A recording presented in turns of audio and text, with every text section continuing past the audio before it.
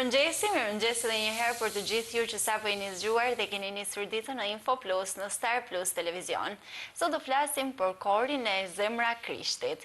Kjo shkollë kaq e mirë, me kaq mësues profesionist, kanë krijuar dhe këtë kor të mrekullueshëm, i cili ishte fituesi i çmimit të parë në konkursin Bilbilat e Vegjël të Shkodrës këndojnë. Dhe meritën më të madhe për krijimin e këtij kori e ka profesori Pascal Maka. Mirëmëngjes, faleminderit që je me mua sot në studio. Faleminderit ty për ftesën edhe për privilegjin me kanë sot me ju. Faleminderit shumë.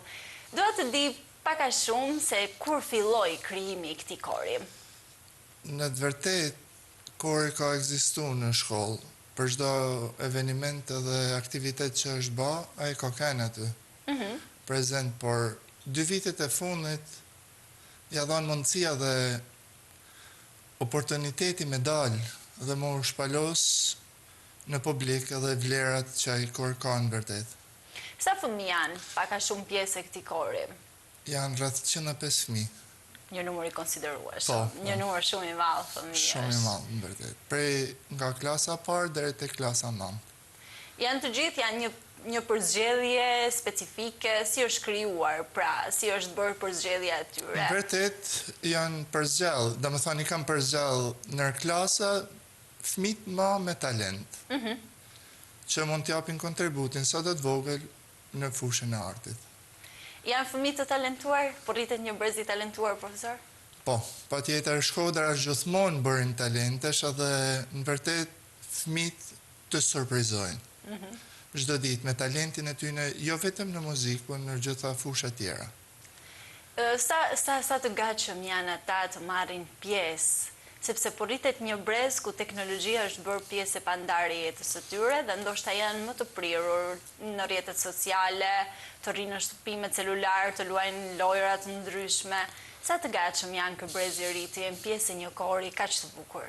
Është e vërtetë që sot ky brez është i rrit me teknologji, me celular në dorë, por në vërtet motoja e shkollës tonë është që të rrisim vlera, art dhe kulturë, dhe këtë kena si moto si shkollë, dhe çdo aktivitet që ne bajmë, ose çdo përgatitje, ja kushtojmë artit, vlerës dhe t'i largojmë fëmijët prej ekraneve të damshme, prej mendësive të gabume, dhe t'i fusim në një rrugë ku ato mund shpalosin vlerat e tyre të vërteta. Në këtë kohë, pra ku ne thamë që është kaq e vështirë të mbledhësh 105 fëmijë nuk është diçka e lehtë. Sa e vështirë ka qenë për ty kjo punë? Kjo punë në vërtet ka filluar para 3 muajsh, në vërtet. Dhe normalisht që puna me fëmijët është e vështirë, sepse të bësh të kuptosh një fëmijë 7 vjeçar, 6 vjeçar dhe një fëmijë 14 vjeçar t'i bashkosh bashkë është një punë Është vërtet e vështirë. Shumë e vështirë. Por kur është vullneti, kur është dëshira dhe ambicia për me zjarë më të mirën e tyne, patjetër që arrihet. A e kanë ato brenda vetes këtë ambicje?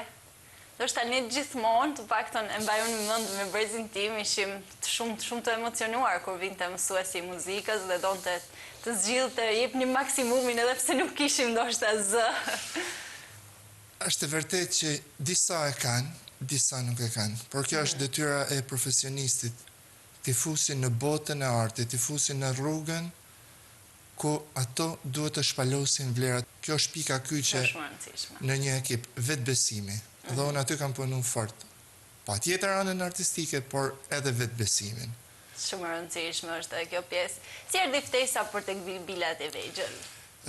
Në vërtet, tek Bilbilat e Vegjël ka 2 vite. Dhe unë është viti i dytë që jam çmimi i parë dhe maj froni në këtë aspekt. Diçka shumë e bukur dhe e merituar plotësisht.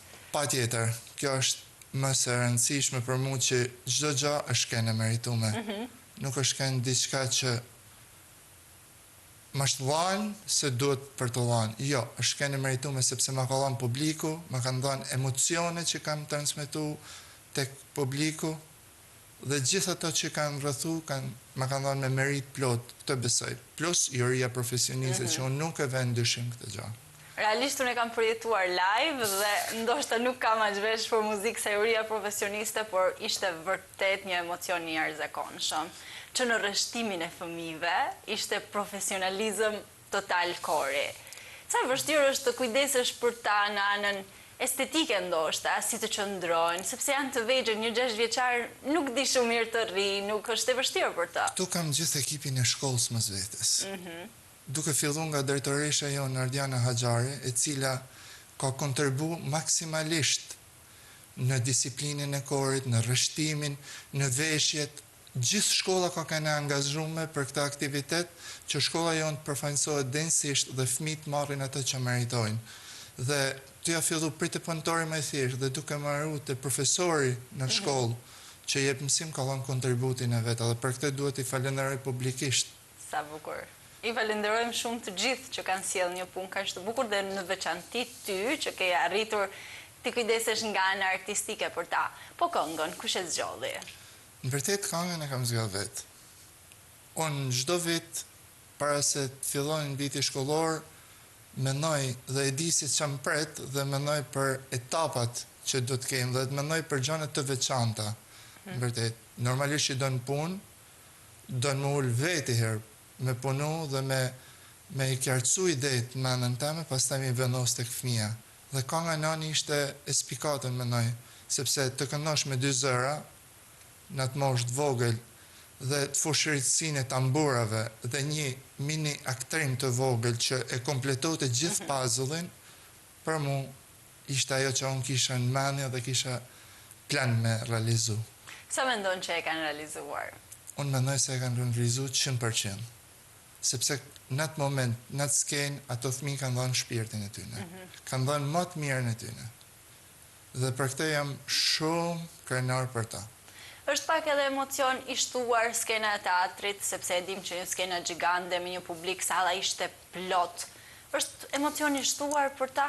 Shumë, sepse të ngjitesh në skenën e teatrit nuk është pak. Dhe kjo është fal qendër skulptorore që e ka qu bilbilat e vegjël në një stad tjetër. Ka rikthy korët, që në vërtet kanë ekzistu shumë vite më përpara dhe kanë ekzistu korët e shkollave, ka kanë gjithmonë ky kompeticion, por pastaj u fshi dhe në vërtet fal qendrës skulptorore, fal vizionit të drejtoreshës Orieta Kelaj, u rikthyn e korët para 2 viteve dhe për mua është mrekulli se dish të këndoj. Është pak e shtuar kjo pjesa, ndoshta edhe nga prindrit, nga imponimi i tyre, duan të jenë solistë dhe të kenë atë vëmendjen e shtuar. A ndodh kjo edhe tek fëmijët që ti ke përgatitur? Në vërtet, ndodh, por unë i kam thënë që për me ka një solist i mirë, duhet të jesh në kori dhe gjithë këngëtarët e mirë që shifni në skena sot me Alice, me Elhajda dhe shumë të tjerë kanë dalë prej koreve. Është edukata më mirë e punës që mund bëhet. Është edhe disiplinë e shtuar? Është disiplinë e shtuar, është teknika që i fiton në kori nuk mund t'i fitosh si solist. Teknikat vokale, ndarjen e zërave, si zë i parë, zë i dytë, ose këndimin në grup, është shumë i rëndësishëm. Sa nga këto fëmijë profesor marrin pjesë, për shembull në konkurse të tjera si solist? Në vërtetë në finale kam dalë me 4 soliste. Prej klasave të ndryshme, të cilët edhe ato janë vlerësuar me 3 çmime. Me çmime. Njëri çmim për Shila Puka zëri i dytë, Roza Famaka zëri i brezave dhe Matilda Simoni çmimin Korajus. Sa bukur. Po. Por natën e parë ta kanë marrë satisfaksionin më të madh. Po, dhe ka qenë një shtys që të kenë një paraqitje dinjitoze. Një paraqitje dinjitoze natën e dytë. Sa krenar të bën ty të ndihesh? Sepse po rrit një brez që patjetër që profesori do të mbahet mend gjithmonë, si ai që i ka dhënë shtysën e parë, disiplinën e parë, mësimet e para dhe do të jetë gjithmonë emri që përmendet kudo që ata dhe sa do lart ata të arrijnë. Në vërtetë unë jam krenar jo për këtë brez, por edhe për brezin që ka kalu, për këngëtarë që kanë dalë, sepse kanë qenë nxënësat mi. Edhe unë jam shumë krenar për ta që sot ata janë këngëtarë të mirëfillt, këndojnë në skena të ndryshme, nuk po i përmend janë se ato din vetë. por unë jem krenar që i jap një frym të re, një frym besimi në vete dhe me ecë përpara. Me ecë përpara, kjo është e rëndësishme. Edhe me fut një frym të re në Shkodër, një frym artistike, një frym profesionale, dhe pse jo, mos ta shohim si një garë, po ta shohim si një fest madhe ku ne shpalosim talente të reja, nxjerrim pa vlerat e tyne, dhe gjithë mësuesat bashkë banë për këtë, jo për çmimin. A shikohet kjo si një pjesë, këtë që ti po thua, pra si një pjesë argëtuese për fëmijët dhe jo për çmimin? Tek fëmijët shihet si një pjesë argëtuese dhe ata janë plotësisht fokusuar tek ajo që do performojnë. Po. Kurse të rriturit Ndryshon pak, sepse është ajo egoja e tifozllëku që duhet ndryshuar për mua. Duhet ndryshuar. Një artist nuk mund të jetë tifoz. Pse, profesor? Sepse arti nuk ka nevojë për tifoza. Arti flet vetë. Arti duhet me kanë emocion, shprehje e vlerave dhe me arrit me depërtu tek publiku. Kur ke depërtu tek publiku, ke arrit gjithçka. Nuk ke nevojë për tifoza, nuk ka nevojë për zhurmë. Sa bukur. Ja. Diçka shumë e bukur. Nuk të bën këngëtar ose fitues një pankart, një grup shoksh që bjen me bërtit për emrin tanë, por të bën këngëtar dhe artist ajo që ti përcjell dhe përçon tek tjetri. Vërtet shumë e bukur kjo. Po nëse flasim për performancën tuaj në katedrale, edhe ajo ishte diçka shumë e bukur. Si u ndjen fëmijët, çfarë emocione kishin përballë edhe kardinalit, sepse është emocion i shtuar, patjetër. Në vërtet, ajo ishte një surprizë, sepse unë nuk e pritësha. Të isha në atë eveniment të rëndësishëm që organizote Katedrala e Shkodrës për kardinalin, ishte një emocion i veçantë, sepse edhe një, si të thush, përgjegjësi, sepse të hapesh një shfaqje të tillë dhe mrapa kishim një kori profesionist të mrekullueshëm, për mua ishte përgjegjësi, nder dhe vlerë shtume për fëmijët, për mua, për shkollën dhe për gjithë Shkodrën në vërtet. Po për të vegjëlit, e kuptuan ata peshën e kësaj performance që bën? Ne në vërtet kujtojmë se të vegjëlit nuk kuptojnë ose e marrin gjithsesi lojë, por nuk është e vërtet. Ata kuptojnë çdo gjë. Ata shohin çdo gjë dhe emocionet e tyre i dallojnë vetëm kur t'jetë momenti të dalë në skenë. Aty i shoh. Dhe kur kryen, si isha? A isha mirë? A dhash maksimumin? A gabova kom? Këtu e kupton se ata në vërtet kuptojnë çdo gjë. Dhe më bëhet qefi kur fëmijët arrin me kuptu rëndësinë dhe peshën që ka dalja në skenë, prekja në skenë, përballja me publikun. Jam kurioze të di ku ishin më të emocionuar, përballë skenës së Bilbilave apo në katedrale? Në të dy evenimentet, në vërtet, sepse të dy kanë rëndësinë e vet. Patjetër që po. Katedralja ka mallshtinë që asnjë vend tjetër nuk e ka. Kurse Bilbilat ishte përsëri një emocion, sepse edhe skena e teatrit nuk është pak. Të delsh para një jurie profesioniste, si Zef Çoba, Gjergj Leka, Ilir Zoga, emra të mëdhenj të muzikës. Mimoza Rakaj, të gjithë profesionistët, të gjithë që kanë dhënë kontributin e tyre në Shkodër dhe në Marë Shqipnin, nuk është pak. Është vërtet shumë. Shumë, edhe boll prezenca aty në për fëmijët është diçka shumë e madhe. Vetëm të shohësh ndonjëherë është emocion i madh, emocion i shtuar për ta dhe për çdo që do të performonte. Profesionista. Po. Profesor Zef Çoba, mjeshtër korit. Të kënosh për ati është ner, është privilegj. Sepse ai është mjeshtër në fush. Ilir Zoga, Gjergj Leka, Mimoza Rakaj, këngëtarë profesioniste, që dinë çdo gjë që dëgjojnë.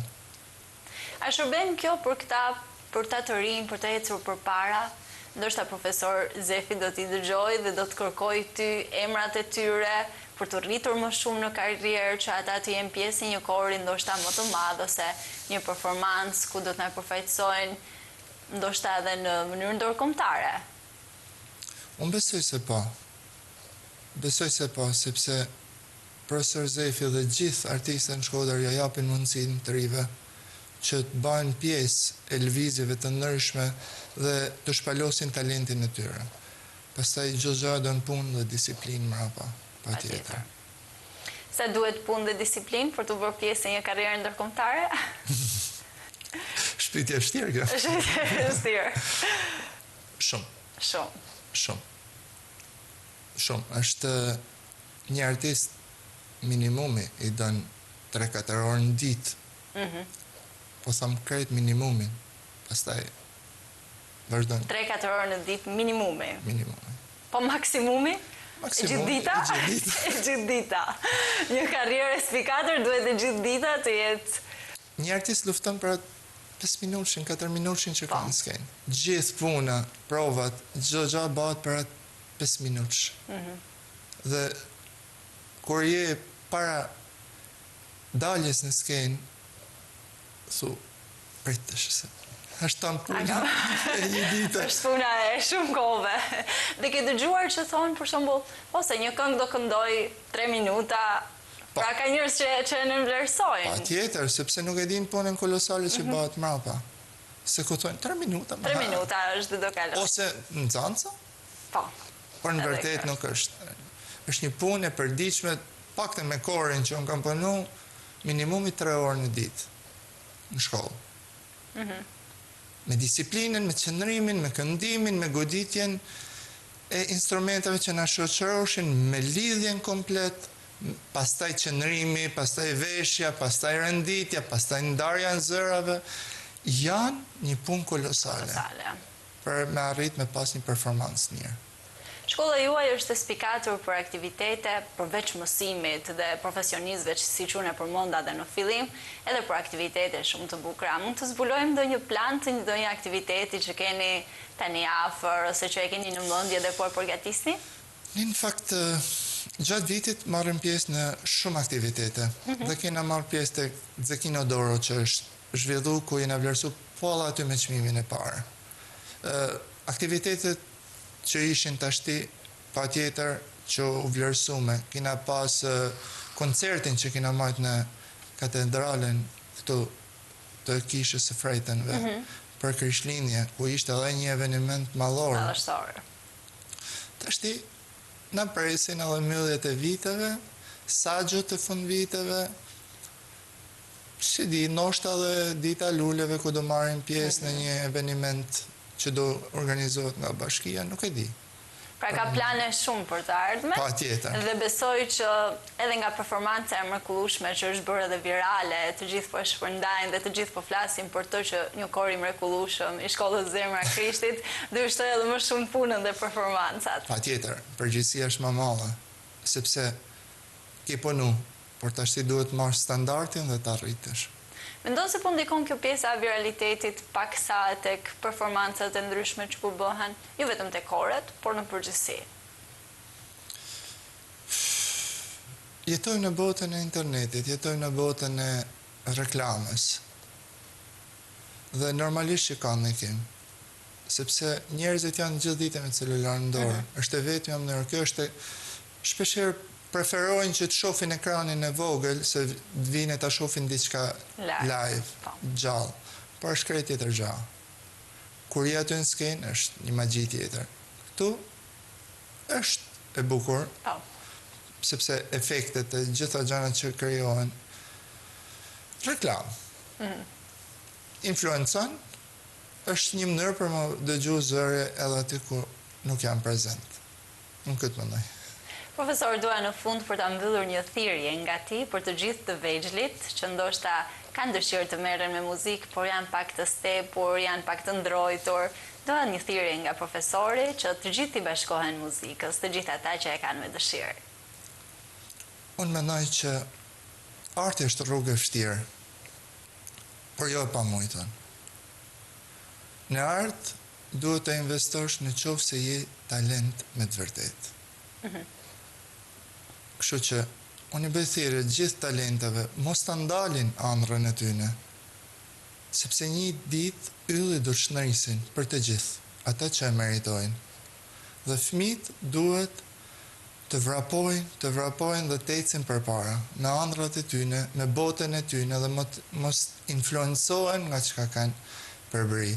Dhe fatmirësisht në Shkodër ekzistojnë vendet ku ata mund të rriten, mund të zhvillojnë kulturën e tyre artistike. Qana kulturore ka dyert të hapë në shumë dimensione, në instrumentacion, në këndim, në instrumenta të ndryshëm, kitar, tromb, fizarmonik, piano, violin, pra kanë mundësi ku e marrin edhe gratis, formohen, rriten dhe japin vlerat qytetit tyre. Mendon se në një farë mënyrë jemi me fat që kemi lindur në Shkodër dhe po lindim fëmijë në Shkodër? Ndoshta pjesa e kulturës, e artit është kudo dhe na rrjedh në vena. Unë mendoj se po. Shkodra ka diçka, ka një magji që fatkeqësisht qytetet tjera nuk e kanë. Nuk e kam thënë unë, e thojnë të gjithë. Është djepi i kulturës. Rrjall për dikun. Shpresojmë ta majmë dhe ta rrisim. Të falenderoj shumë, profesor. Faleminderit për performancat e bukura që na keni sjellë dhe faleminderit që ishe sot me mua në studio. Faleminderit ty për mundësinë dhe për çdo gjë që na jep. Faleminderit dhe të gjithëve ju që ishit me ne deri në këtë moment. Takimi radhës së bashku nesër në Info Plus.